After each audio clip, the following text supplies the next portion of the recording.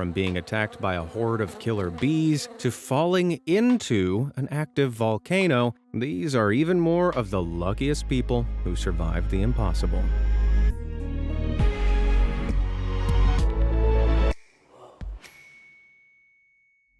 A close shave. On March 28, 2024, Oregon man Shane Remke popped out to visit the local convenience store. Little did he know, he was inches away from being very inconvenienced. Just as Shane entered the store, he noticed something hurtling toward him, a massive saw blade. In a scene that could be ripped straight out of Final Destination, Shane avoided certain doom by literal seconds. As captured on the store's surveillance footage, the 4-foot concrete saw tore across the road and lodged itself into the wall, right next to the door. The impact was so powerful that it shook the entire building. Man, imagine what would have happened to Shane if he'd stopped to tie his shoe or something. Doesn't bear thinking about. It seems that a loose bolt from some nearby construction works was responsible for this scary accident, though there's no word on whether consequences were faced. As for Shane, he suffered massive anxiety after the incident, and who could blame him? A carpenter by trade, he's found it incredibly difficult to spend time around saws, which makes working tough. To help him out with counseling bills, his daughter Eternity set up a GoFundMe. If you've got any change to spare, I'm sure old Shane would appreciate it. Waterfall Wonder.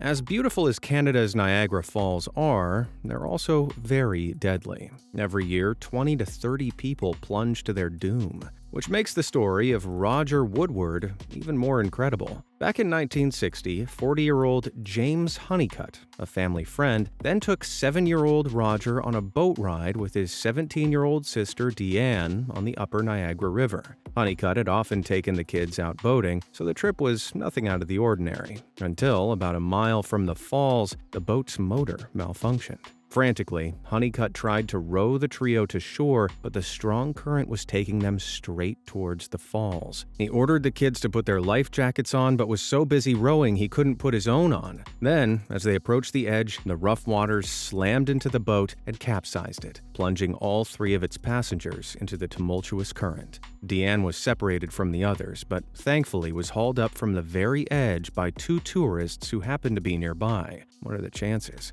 Roger and Honeycutt weren't so lucky. They desperately clung to each other, but the raging waters tore them apart just before the precipice of the Horseshoe Falls, the largest of the 3 falls making up the Niagara, with a stomach-churning vertical plunge of 188 feet. That's taller than the Leaning Tower of Pisa. Unable to do anything, they both went straight over the edge, plummeting down into oblivion. Except somehow, Roger survived. A 7-year-old boy wearing only a bathing suit and a life jacket survived a 188-foot drop with just a mild concussion. Because of his life jacket, when Roger had plunged into the water at the base of the falls, he quickly rose back to the surface again, which ultimately saved his life. As for James Honeycutt, he'd sacrificed his jacket to try and save the kids and ended up sacrificing his life for them too. What a hero.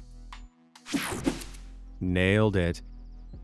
If there's one person on a construction site you should feel safe around, it's the safety guy, right? Well, that wasn't the case in this next tale. You see, Redditor G-Money88's pal was a contractor working on a construction site. One day, he was holding onto a ladder while the safety inspector was climbing down it, nail gun in hand. You can tell where this is going. Either safety man dropped the nail gun or he slipped and accidentally pressed it against our contractor's head on the way down, because a 2-inch nail ended up buried in his skull. Sheesh. Incredibly though, not only did G-Money88's friend live, but he also got away without any brain damage. How the heck is that possible? Well, for starters, a nail is small and precise.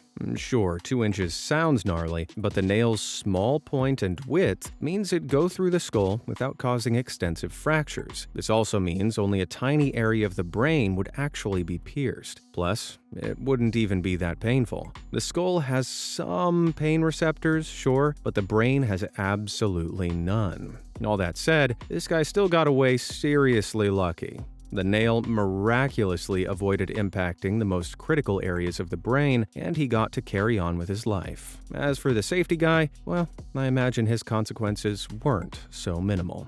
Insanity alert! Insanity alert! What's going on? We've gone crazy this Black Friday with our most epic merch drop and at a truly insane discount. You can get a whopping 33% off bundles of our best items only this week. Our epic Bart bundle features our classic plushie alongside the brand new keyring and the collectible figurine, both made from a very high quality, sturdy material. If you prefer something softer, you can purchase the plushies only. That's a great deal for a whole lot of cuddling. Now, if you really are the ultimate Bartholomew fan, don't miss out on the ultimate bundle with all these items at the lowest price they will ever be. But hurry up, because this discount only lasts for a very limited time. All items are designed with love by us, and every purchase you make directly funds what we do here on this channel. So hurry up and don't miss out on these savings. Click the link on the screen or in the description to purchase this bundle of joy while stock lasts. Now, back to some more incredible tales of survival. Breathe in. You know, there are some people that just shouldn't be behind a wheel. I'm hardly a pro, but at least I've never done this.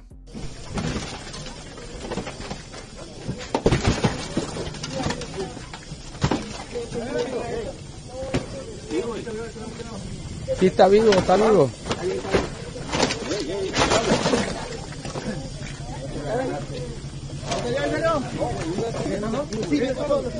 This crazy footage is from Tabasco, Mexico in 2023. Supposedly, while driving down the Frontera Villahermosa motorway, a truck slammed into the orange car and left it wedged underneath a different one. Onlookers naturally panicked and rushed to the rescue, but it was super unlikely for anybody to survive getting pancaked like this.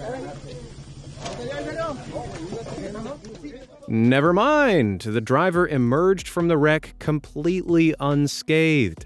It seems that the vehicle absorbed the impact in just the right way, forming a protective shell around the terrified man. If it hadn't crumpled into that specific shape, I wouldn't be talking about him in this video. I bet this miraculous escape gave the driver a newfound appreciation for life, though next time, I reckon he might walk to work.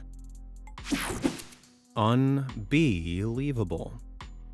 Bees are friends. We should protect them as much as possible. But when it comes to killer bees, we're the ones that need protection. They're a far more aggressive hybrid species of western honeybee, capable of causing you some serious trouble. In 2023, 81-year-old Oklahoma man Carl Amos had an unfortunate run-in with these vicious villains. See, Amos was out front mowing his lawn with a riding mower when he was attacked by a couple of bees. Mildly annoyed, he went to get some bug spray, but these weren't any old bees. By the time he reached it, so many of the angry, stinging insects had appeared, and he was absolutely covered in them. Bug spray wasn't going to cut it now. Panicking, Amos desperately tried to swat at the killer bees and run away, but as he did so, he tripped and fell hard to the ground, breaking his hip. Unable to move and in immeasurable pain, he was forced to lie there as more and more of them crawled all over him, stinging every part of his body, including his face. It got so bad, Carl couldn't even see through the mass of furry bodies engulfing him. Thankfully, some construction workers were returning from their lunch break nearby and spotted the horrifying scene. They rushed over and called emergency services, who quickly arrived with hoses and fired water at the bees, dispersing them. I can't even imagine poor Amos's relief. Despite the brutal nature of the attack, the man's advanced age, and the added complication of a broken hip, Carl is predicted to make a full recovery, all thanks to the friendly construction workers who found him and the emergency services who came as fast as they could. Who knows what would have happened otherwise? Snow joke. Look, I only went skiing once, and after the disaster that ensued, I'll never do it again. No, I won't elaborate. It can be super dangerous. Francis Zuber was skiing in Washington's Mount Baker ski area in 2023 when he saw something that made his heart skip a beat.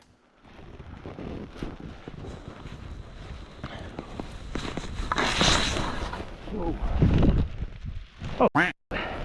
This was Ian Steger. He'd been snowboarding just ahead of Francis when disaster had struck. He'd slid over a loose bit of snow and collapsed through it, ending up stuck upside down and buried. Basically, in snowy areas, the ground directly underneath a tree gets less snow due to the cover. This creates a tree well, an area of loose snow that can be deadly to people who fall in. Not only are you trapped, the snow around you blocks air from reaching your lungs, setting you on a deadly timer that most people don't outlast. In fact, Ian's close friend had passed away in the exact scenario just a few months prior. As he lay under the snow, completely unable to move and with oxygen swiftly depleting, Ian thought of his departed pal, his fiancée, and his impending demise. He knew he had around 15 minutes until he bit the bullet, and he'd been there for 5 already. But by sheer chance, Francis had spotted his snowboard sticking up out of the snow, and he wasn't going to let that happen.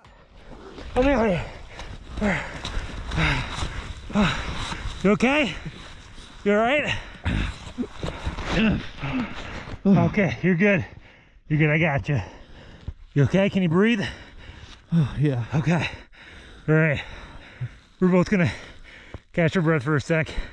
I'm gonna help dig you out, okay? After a whole lot of digging, Ian was finally freed, and a lifelong friendship was formed. As far as Ian's concerned, beers are on him for the rest of their lives. Seems fair to me. Magma mishap. I don't need to tell you guys, active volcanoes aren't exactly safe places. Even so, camera crews sometimes need to head to them for shoots. Back in 1992, cameraman Michael Benson and Chris Duddy were shooting aerial footage of Kilauea Volcano in Hawaii for the thriller movie Sliver. But things took a dramatic turn for the worse when the helicopter lost power and crashed into the volcano crater, narrowly avoiding a pool of molten lava. The good news, both cameraman and the pilot were alive. The bad news, they were trapped inside the crater. With toxic fumes thick in the air and no food or water to speak of, Benson and Duddy decided to try their luck and scale the steep, rocky incline to escape. The pilot stayed where he was, which turned out to be the better move. A few hours later, a rescue copter located him and flew him to safety, but the 2 cameramen were nowhere to be found. And due to poor weather, further rescue attempts were scuppered. Bit by bit, Duddy was able to claw his way out of the crater by the end of the day, but Benson wasn't so lucky. He'd climbed to just 60 feet below the crater's rim, but got stuck on a tiny ledge alone. Going back down wasn't an option, and climbing further up was impossible. So, the exhausted cameraman had no choice but to sit tight and wait it out. And wait it out he did. For an entire day, until a break in the weather finally allowed rescuers to find Benson and lower a net down from the chopper to scoop him up. And although he suffered from inflamed lungs, chemical pneumonia, and dehydration, he survived. Amazing. But the worst part, all those volcano scenes the crew risked their lives for were ultimately scrapped from the final cut of Sliver. Of course. Pigeonholed.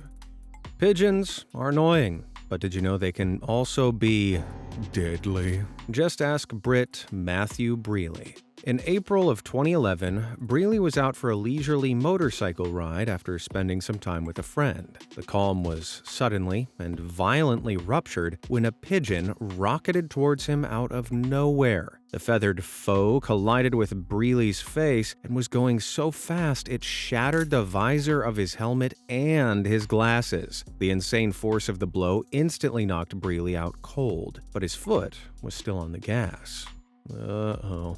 The bike quickly picked up speed, and after reaching a crazy 140 miles per hour, the unconscious man collided with a tree and was sent flying through the air. Safe to say, the landing wasn't pleasant. In the aftermath of the ordeal, our unfortunate hero was left with a laundry list of injuries, including skull fractures, brain bleeding, and broken ribs. He even needed to learn how to walk again after the devastation caused to his body. But incredibly, he lived to tell the tale. Man, imagine having pigeon listed as your cause of death. Thankfully, Brealey didn't have to suffer that humiliation.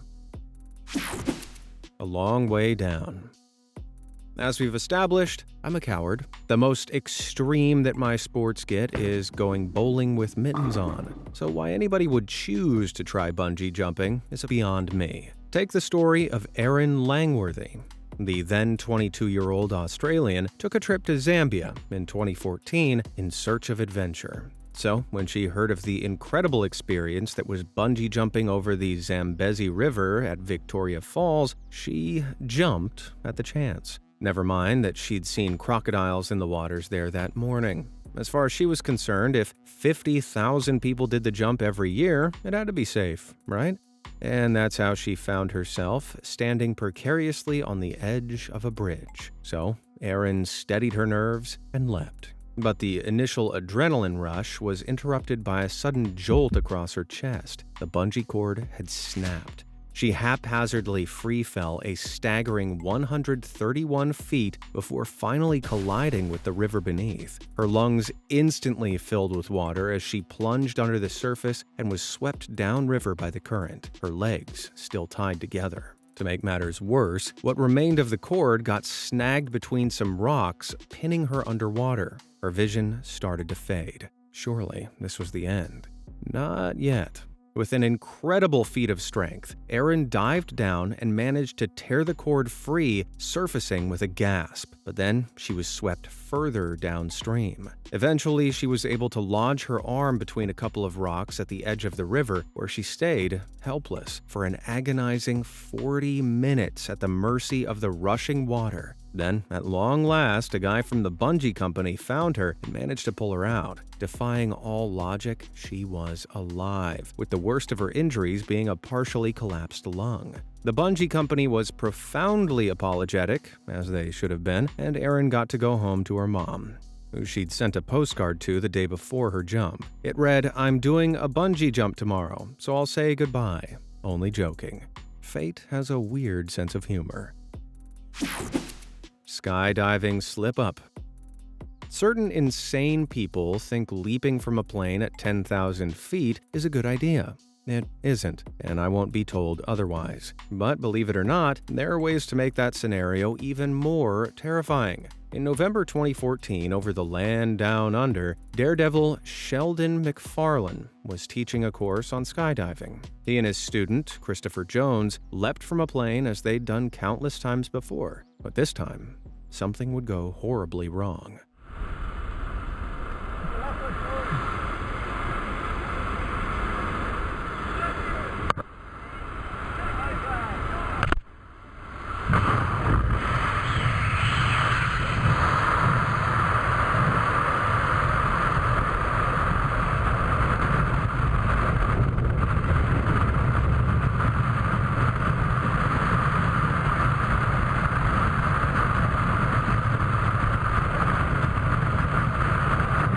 Sheldon's student started experiencing a seizure at 9,000 feet in the air. The poor guy was left completely unconscious and in total freefall. Sheldon knew he had to act fast, or the situation would go from bad to worse. In a show of pure determination, he managed to reach Christopher and deploy his parachute. Shortly afterwards, he regained consciousness and managed to use his prior training to successfully land unharmed. Whew! I don't think I can imagine a worse scenario. What do you think? Have you ever tried skydiving? If not, would you? Let me know in the comments and I'll see how many wackos are out there. Copper mine calamity. In their efforts to explore the world, the British set out on a myriad of historical expeditions, some more successful than others. Way back in 1819, British explorer John Franklin and a crew of 18 others intended to map the Northwest Passage, a sea lane above Canada. With help from traders and local tribes, the plan was to travel the Great Slave Lake, follow a previously chartered path alongside the Coppermine River, reach the sea, then turn east and explore Canada's unknown Arctic coast. It didn't exactly go to plan. Not that Franklin and his crew didn't initially see success. By 1821, they'd managed to chart 500 miles of coastline and were about to head to Fort Enterprise, a camp they'd set up prior to wait out the long Canadian winter. However, the weather took a turn for the worse, and rough seas made it impossible to get there by boat, as they'd planned. Their only alternative was a long and arduous trek on foot through an area aptly known as the Barren Lands. The journey was hell. For months, the group trekked, with starvation, dehydration, and frostbite constantly looming. They got so hungry that they were reduced to eating lichens off rocks that made them sick, and even boiled their own leather boots and ate those. Crikey. Though one member of the expedition decided that just wasn't good enough. After a string of disappearances and some inexplicably procured wolf meat, it became pretty clear he'd opted to chow down on people pie instead. Oof. Spoiler alert, after the others found out, they didn't let him get away with it.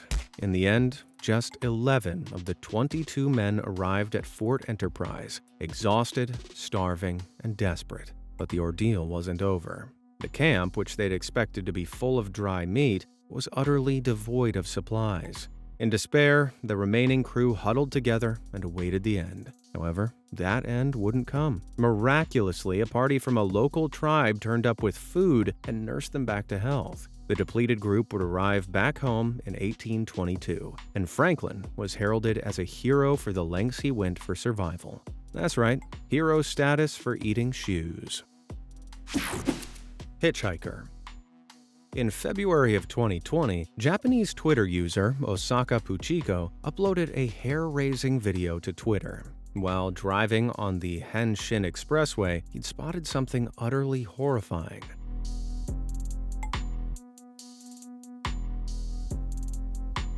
Holy cow, who the heck is that woman? Did she survive such a treacherous situation?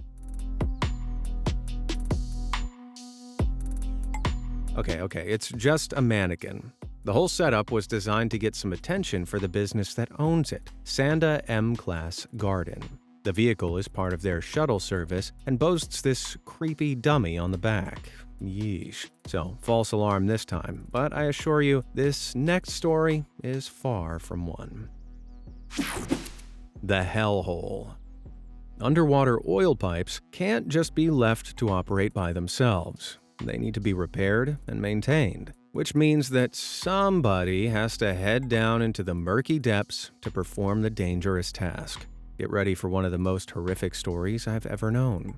On February 25, 2022, the Paria Fuel Trading Company contracted a team of divers to perform maintenance on one of their oil pipelines off Pointe-à-Pierre, Trinidad and Tobago. Kazim Ali Jr., Yusuf Henry, Fizel Kurban, Rishi Nagasar, and Christopher Boudram were selected to work on the pipe. And so, down they went.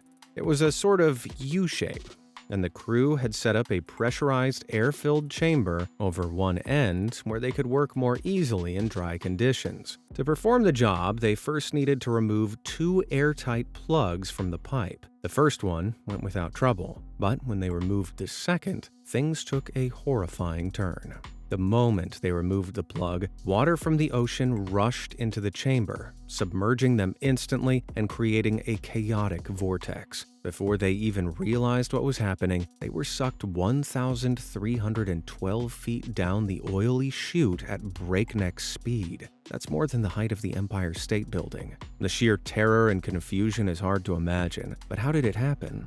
Basically, the interior of the pipe was much lower pressure than on the chamber outside, and both air and water naturally move from areas of high pressure to low pressure. So, when they removed the plug, a pressure differentiation was created that was so drastic it pulled water violently from the ocean into the chamber and down the pipe. The resulting current acted like a vacuum and forcibly sucked each of the divers down into the dark. In a cruel twist of fate, the 5 men found themselves stranded in a cramped, pitch-black tube filled with oil and water. Injured, confused, and terrified, they struggled to get their bearings. Somehow, amazingly, they were alive. By pure luck, they'd slid down and landed in an air pocket in the middle of the pipe. Even so, the situation was dire. They'd lost their oxygen tanks, couldn't see anything, and some of them had broken bones. But they stayed as calm as they could, and Christopher came up with a plan. They needed to go back the way they'd came, where they knew the pipe was open. If they went the wrong way, they'd be met with a dead end and certain doom. It was a 50-50 shot, but they had no other choice. Linking hands to ankles, they slowly made their way down one end of the pipe. Despite the situation, things seemed hopeful. That was until Christopher made a horrifying discovery. The next area of the pipe was completely submerged with water and oil. The group would need to dive down for an unknown stretch to get past. The risk was too great and the fear too much. Rishi, Kazim, and Yusuf couldn't do it. And so, Christopher and Faisal promised to bring back help and took the perilous plunge. On and on they went. Just as they were about to run out of breath, relief. They hit another air pocket. Gasping for breath, the pair rested for a moment, and then, even better news, there was an oxygen tank lying against the pipe. But it wasn't over yet, and they were exhausted. Faisal had to face the facts. He was too spent to continue.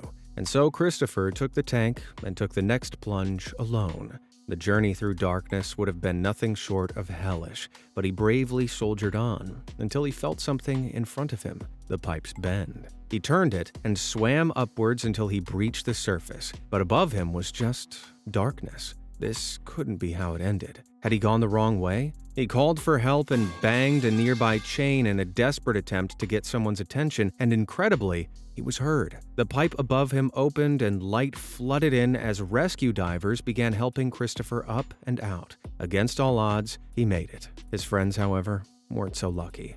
The Peria Company refused to send any rescue divers down to retrieve the men, and they were left inside that claustrophobic tunnel for days until it became their grave. Ooh. Following the tragedy, an ongoing legal battle has ensued to discover who was responsible. We can only hope that at the end of all this, there's some semblance of justice and closure for everybody involved. At the very least, I'm amazed and thankful that Christopher made it out okay, and that he gets to see his family again. This one's to you, Christopher. And before you leave, today is the last day of the 33% discount, so hurry up. On that utterly harrowing note, I think that's more than enough stories for today. Which did you find the most unbelievable? Let me know in the comments down below, and I'll see you in the next video. Thanks for watching.